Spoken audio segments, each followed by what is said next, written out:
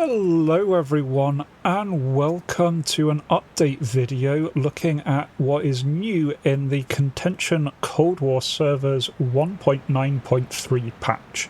This is a really big balancing patch, mostly focused on the Cold War server, but there is stuff on SARH as well, and I just want to break that down for all of you here. I'll briefly go through the reasoning for what is being changed, and then go through what's changed in terms of the Cold War eras, then what's changing in the air, and finally what is being changed on the ground.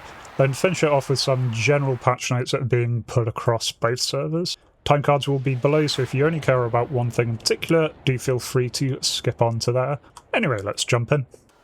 So the server devs did give us quite a lot of information about why they did all of these balance changes, and I think it's just worth covering that briefly here, because whenever there's balance changes, there are people who are going to be upset by them. So the main rationale that they've put out is basically that Cold War and DCS is just really hard to balance, especially if you've got a dynamic campaign like we have here in Contention, in that the red and the blue 4 sides just aren't balanced in DCS.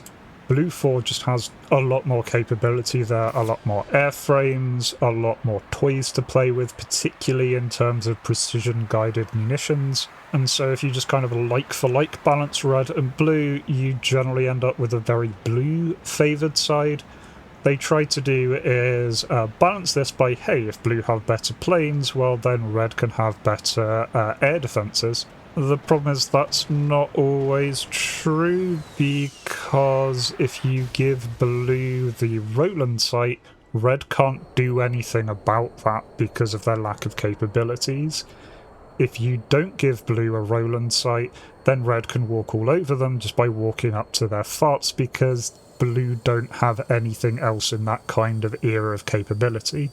And if you don't give blue the Roland, then should red really have the SA-8? And if they don't, then you don't have anything defending the airfields on either side, and you just end up with people walking all over the airfields, which, yes, airfields are targetable things in this campaign, but you do want players to be able to take off somewhere. You don't want the enemy team just walking up to your airfield with impunity.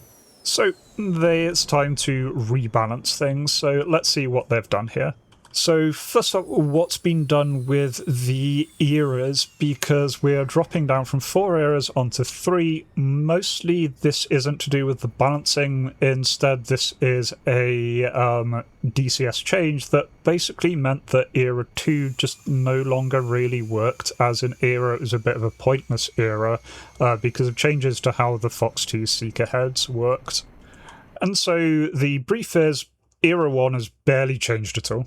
It is still your AIM 9B versus R3S, early Fox 2 era, no Fox 1 missiles at all. It's that very early old school stuff, just as it always was. Era 2 has been removed. What was Era 3 is now Era 2, just so there's not a gap in the naming. And this is what Era 3 always used to be, so these are your later Fox 2s and your really early Fox 1s, so AIM 9P versus R13M, Magic 1s, and then your AIM 7Es, R3Rs. So a little bit of Fox 1 combat in there, a little bit more capable Fox 2. This is your kind of classic Enigma Cold War era type setup. And then what was Era 4 is now Era 3. This is your much more semi-unrestricted setup here. So you've got up to AIM 9Ls, so you've got some all-aspect Fox 2 capability there, the R60M to match that on the Red 4 side, the R530 FIR missiles, and then we've got some more capable Fox 1s up to the AIM 7F, still got the R3Rs, and the Mirage does get its R530 EM missiles. So mostly just a condensing of 4 eras to 3, Era 2 is out, everything else has been squashed together. So then the big change is what's been done to the aircraft lineups. So the F-100D was released, and much to a lot of people's surprise, it was put on Red 4. I do know this surprised a lot of people because, well, this is as blue for a plane as you can get. It is the Super Sabre. But in terms of making a balanced game, this comes with something really unique, that this thing gets Shrikes.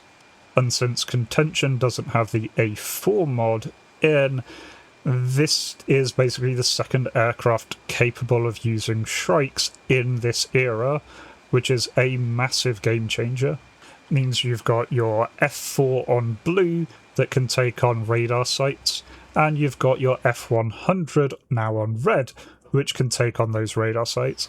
They certainly are hard targets. Using Shrikes is tricky, takes a lot of practice, a little bit of luck, but you can absolutely use them, especially to disable sites, even if it's quite hard to get the full kill. And so that helps balance things a lot. And then on top of this, the Viggen is moving over to red. And again, does that make sense in terms of historical red and blue? Not really, but it makes sense in terms of balancing here. Most notably because the Viggen has its lovely, lovely Mavericks. And yes, the Su-25 does have some guided munitions, but they're not that kind of fire and forget long-range standoff weapons that the Mavericks have. And now we've got Mavericks on both teams. So, big surprises aside, the point of all of that was that now they can balance the ground game a lot easier. Now that both sides have standoff capabilities, you can give both sides decent air defences, which means now you can add Rolands back to Blue 4 and still have them attackable. You can 100% take on a Roland using Shrikes.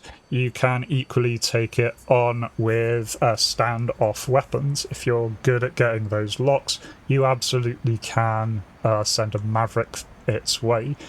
And because of that, we can now have Fox 1s on both airfields. So blue airfields get protected by Rolands, red airfields get protected by SA-8s. SA-8s are weaker than Rolands, and so to kind of balance that, the red airfields get more overall units, but broadly you've now got similar capabilities on both sides.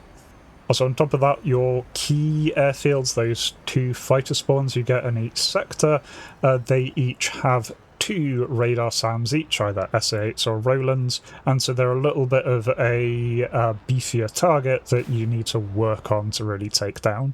On top of that, another really big misbalance that was in the old Contention Cold War was the fact that we had randomly spawning SA-2 and SA-3 sites at the start of a campaign, but blue didn't really get the equivalent of those, and that made things a little bit awkward.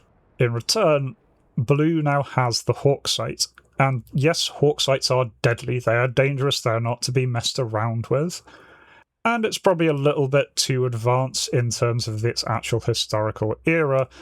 The nice thing about a Hawk site is, since red now have Shrikes, you can quite happily take out a Hawk site with Shrikes. It's not easy to do, but it is doable. And the nice thing about attacking a Hawk site is all you need to do is take down that search and track radar, and boom, it's gone. The rest of the Hawk launchers just sit there doing nothing. And so this is going to make the start of campaigns be a lot more balanced in general. And overall, the hope here is that the two sides are going to be a bit more balanced. It's going to be less asymmetry, a little bit more that you still have asymmetry. You've got different planes, you've got different units, but there are these different factors to consider now. And on the whole, both sides have broadly similar things. They both have really good cap aircraft. They both have your cheaper frontline aircraft. They both now have both kind of mass ground attack aircraft as well as precision ground attack aircraft, and now both of them do have radar SAM capabilities, so a little bit more mirrored there. So that was the bulk of the changes there, just applying to Contention Cold War. There has been some love for Contention SARH and Modern, and starting off there, we've got the EWR changes, notably the Roland and Dog-Ear radar sites have been added to both servers now. So these are kind of your short range EWR, only have a range of about 20 nautical miles, but that is enough to give you some usage around them, particularly if you want to get better coverage, say around a friendly airfield. Really useful for popping these down. These are now classed as small EWRs and only cost 20,000 resources. On the modern servers, you can still put down your really big EWRs, which are now classed as large, and they still cost 50,000 resources. And so those are still your big targets. This does give you a little bit more flexibility there. Speaking about resources, another big change is they've further tweaked the income, and notably airfields and strongholds no longer give any passive income. Be interesting to see how this shapes out. Right now, very often we end up in a situation where you're just capped on resources. You can spam down what you want. That was never intended. You're always supposed to be thinking about what you put down with CTLD. I think this one's, you just gotta wait and see if this is going to have a big impact or not, if they need to do more in the future. I'm sure they're going to be playing around with this going on. But as it stands, you're going to have slightly less resources to mess around with here, so maybe think a little bit more about what you're popping down. And then finally, there have been some CTLD changes. Notably, the rapier system is out. That's because it's a bit of a pain. It is not a good SAM system in DCS. The AI really struggles to use it, so it's a weird combined thing. Normally by the time that the AI manages to actually track even a subsonic aircraft, the aircraft has already moved right through the engagement zone and out the other side, so they're just ditching that. Rolands and SA-8s have also had their crate costs adjusted to only 2 crates, so a little bit faster to put those down. It's still 3 crates in SARH Era 1. The SA-6 has been temporarily removed. They are planning on putting it back, but there needs to do more along the lines of CTLD overhaul there to make that really well balanced. And the HQ7 has been eliminated, probably to the great relief of a lot of Blue 4 players who get smacked out the sky without an RWR warning there. Now there are a bunch of other temporary testing things, notably adding back in kill feed scoreboards, F10 ownership. I'm not really going to be focusing on that too much because this is all ongoing testing, so by the time this video comes out, some of that will already have been changed, and definitely a couple of months down the line, I imagine a lot of that has been changed.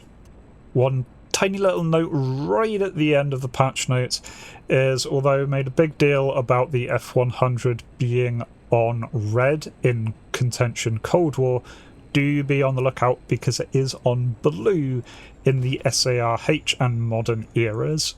So do just double check that, because it would be really awkward if you friendly fire a F100 in your F18. It's a little bit overkill for friendly fire. Otherwise, there we go. That has all been uploaded now and is live for your enjoyment. As always with any kind of balance patch, the main thing is just to jump on and see how all of this actually shakes out.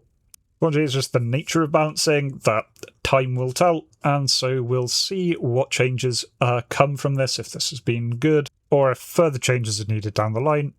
Either way, still one of my, if not my favourite server to play on, and so you'll be seeing plenty of content from me on here in the future. If you're interested in more guides to help you get started on Contention, I'll pop a link down at the end of this video.